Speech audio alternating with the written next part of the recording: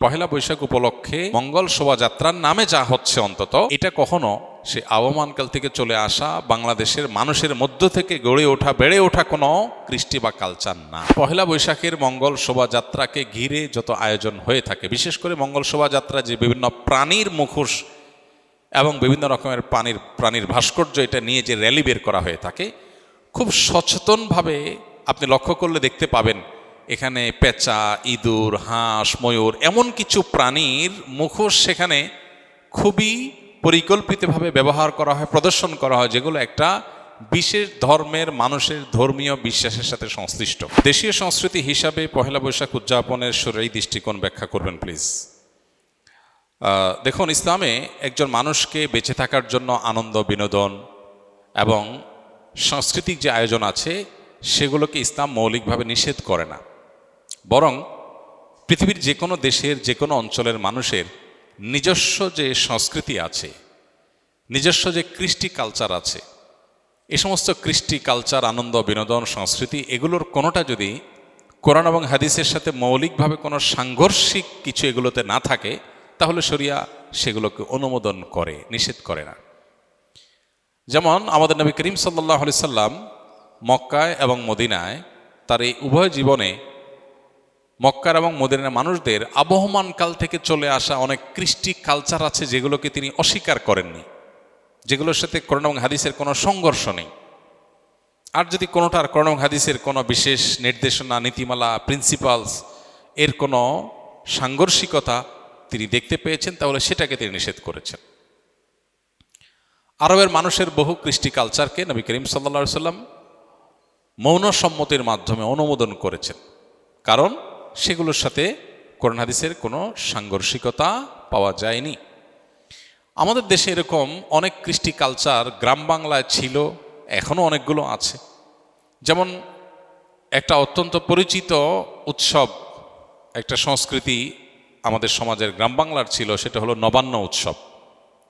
নব অন্ন, নতুন খাবার, নতুন ধান যখন উঠত তখন সেই নতুন ধানের চাল দিয়ে পায়েস রান্না করা, পিঠা রান্না করা, বিভিন্ন রকমের খাবারের ব্যবস্থা করা, ভাত রান্না করা, এটা একটা আনন্দের উপলক্ষ ছিল গ্রাম বাংলার মানুষের। ঘরে ঘরে ধান উঠেছে, সে উপলক্ষে রান্না বাড়া এবং খাবার দাবারের ব্যবস্থা করা। এই নবান্ন উৎসব এখানে এমন কিছু নাই যেটা আসলে শরিয়া নিষেধ করেছে, অতএব শরিয়া দৃষ্টিকোণ থেকে এটা নাজায়েজ কোনো বিষয় না, আমরা সেটা করতেই পারি। এরকম অনেক উৎসব আছে যে উৎসবগুলোকে শরিয়ার দৃষ্টিকোণ থেকে নিষিদ্ধ বলার কোনো সুযোগ নাই। পহেলা বৈশাখের কথা যদি আমরা বলি, তাহলে সেক্ষেত্রে আমরা দেখতে পাই পহেলা বৈশাখ এটা আসলে বাংলাদেশের বা বাঙালি জাতির আবহমানকাল থেকে চলে আসা কোনো কালচার কি না। পহেলা বৈশাখের যে রূপ আমরা দেখতে পাই এখন, এটা তো শুরু হয়েছে 1989 সাল থেকে। ধাপে ধাপে এটা পরিবর্তিত হয়েছে, সেটা আমরা জানি সবাই।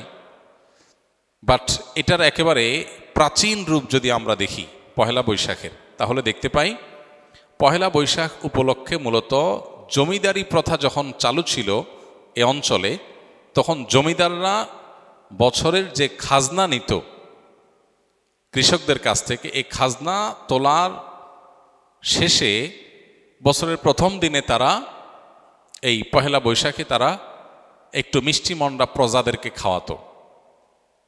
তাহলে এটা ছিল খাজনা উত্তোলন উৎসব, যেটা করত জমিদারেরা। জমিদার প্রথা বিলুপ্ত হয়ে যাওয়ার পর এই খাজনা উত্তোলন প্রথাও বিলুপ্ত হয়ে গেছে। এরপরে পহেলা বৈশাখের দ্বিতীয় ধাপে যে কালচারটা আমরা আমাদের শৈশব থেকে দেখে বড় হয়েছি গ্রাম বাংলায়, সেটা হলো গ্রামে শহরে সব জায়গায় একটা কালচার ছিল, সেটা হলো হাল খাতা। সারা বছর যত রকমের ব্যবসা বাণিজ্য হতো, বিশেষ করে আপনার মুদি মালামাল, অন্যান্য যে সমস্ত সব রকমের ব্যবসা বাণিজ্যই যেগুলো চলমান ছিল, দোকানদারেরা তাদের সারা বছরের যে লেনদেন হতো, বাকিতে যে লেনদেন হতো, এই সব পাওনাদারদেরকে চিঠি দিত চৈত্র মাসে যে পহেলা বৈশাখ শুভ হালখাতা, দোকানে আসবেন, দেনা পরিশোধ করবেন, যেহেতু দেনা পরিশোধ করছেন সেজন্য আপনাকে একটু মিষ্টিমুখ করানো হবে। এই হালখাতার কালচার গ্রামে শহরে সব জায়গা ব্যাপকভাবে আমাদের দেশে প্রতিষ্ঠিত ছিল। সারা বছরের দেনা পহেলা বৈশাখে এসে পরিষ্কার করে ক্লিন করে নতুন করে আবার খাতা খোলা হতো। এই জন্য এটার নাম ছিল হাল খাতা।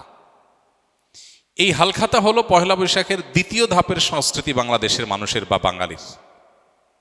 এরপরে 1989 সালে মূলত ঢাকা ইউনিভার্সিটির চারুকলা ইনস্টিটিউট থেকে কিছু শিক্ষক শিক্ষার্থীদের উদ্যোগে সর্বপ্রথম পয়লা বৈশাখ উপলক্ষে যে শোভাযাত্রা বের করা হয়, সেই শোভাযাত্রার নাম ছিল কি?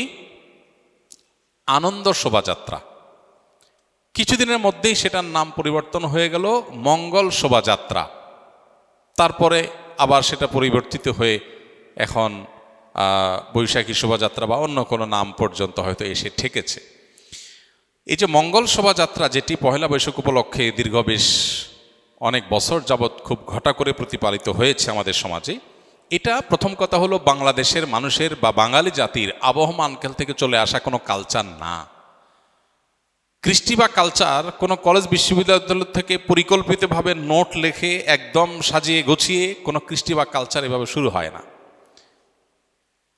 আমাদের বাংলাদেশের মানুষের যে আবহমান কাল থেকে যে চলে আসা কালচারগুলো একেবারে মানুষের ভেতর থেকে উঠে এসেছে, এই পহেলা বৈশাখ উপলক্ষে মঙ্গল শোভাযাত্রার নামে যা হচ্ছে অন্তত এটা কখনো সে আবহমানকাল থেকে চলে আসা বাংলাদেশের মানুষের মধ্য থেকে গড়ে ওঠা বেড়ে ওঠা কোনো কৃষ্টি বা কালচার না।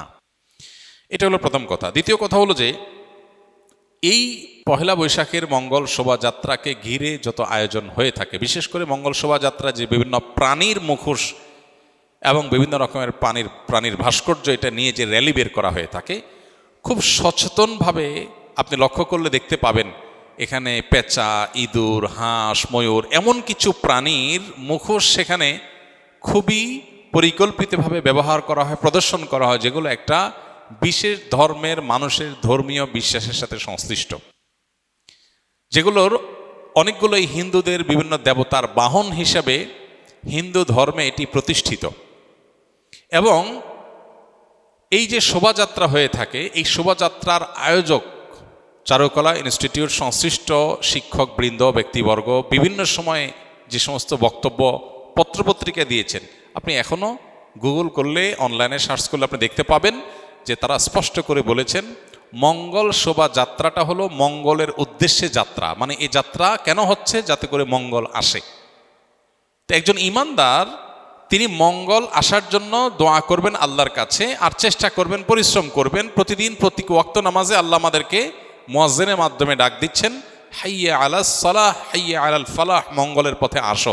প্রতিদিন 5 বার ডাকা হচ্ছে সালাতে আসার, আল্লাহর কাছ থেকে দোয়া করে প্রার্থনা করে মঙ্গল চাওয়ার নির্দেশ আমাদেরকে দেয়া হচ্ছে। সেখানে এই বিশেষ প্রাণীর মুখোশ এটা ধারণ করার, র্যালিতে নিয়ে বের করার মধ্য দিয়ে মঙ্গল আসতে পারে বা মঙ্গল এভাবে আহ্বান করে মঙ্গল আনা যেতে পারে, এরকম বিশ্বাস করা ঈমানের সাথে অসঙ্গতিপূর্ণ। এই বিষয়গুলোকে সামনে রাখলে স্পষ্ট হয় যে এটা আসলে মুসলমানদের ওপর চাপিয়ে দেওয়া একটা সংস্কৃতি, যেটা মূলত অনেক ক্ষেত্রে হিন্দু ধর্মের মানুষদের সংস্কৃতি, সেটা মুসলমানদের উপরে চাপিয়ে দেওয়া হচ্ছে। পহেলা বৈশাখকে ঘিরে, মঙ্গল শোভাযাত্রাকে ঘিরে যে কালচার, যে কৃষ্টি আমাদের সমাজে আজ পরিচিতি লাভ করেছে, যেটা আমরা মঙ্গল শোভাযাত্রা দেখতে পাই, এইটাতে আপনি যে সমস্ত উপাদান দেখতে পাবেন, এগুলো মূলত একটা বিশেষ ধর্মের মানুষের ধর্মীয় বিষয় আশয়, সেগুলোকে বাঙালি সংস্কৃতির নামে আমাদের সমাজে গেলানো হচ্ছে। খুবই দুর্ভাগ্যজনক বাস্তবতা। নবীজি বলেছেন, মান তাশাব্বাহা বিকওমিন ফাহুয়া মিনহুম, যে ব্যক্তি কোনো জাতির সাথে সাদৃশ্য গ্রহণ করবে সে তাদের অন্তর্ভুক্ত হয়ে যাবে। অতএব এরপরও যদি কোনো মানুষ, কোনো মুসলমান যদি বিভ্রান্তিতে থাকেন, তাহলে তাকে আল্লাহর উপর ন্যস্ত করা ছাড়া আর কিচ্ছু করার নেই। আমাদের দায়িত্বশীল ব্যক্তিগর্বের প্রতি আমাদের উদাত্ত আহ্বান থাকবে, তারা অবশ্যই আমাদের দেশের সংস্কৃতিকে ধারণ করবেন, সেটার প্রচার করবেন, আমরা সেটা ধারণ করব, প্রচার করব। কিন্তু আরোপিত দেশের সংস্কৃতির নামে আরোপিত ভিন্ন ধর্মের বিশ্বাস, চিন্তা, চেতনা, কৃষ্টি, কালচারকে মুসলমানদের মধ্যে গেলাবার চেষ্টা, এটা খুবই দুর্ভাগ্যজনক একটা বিষয়।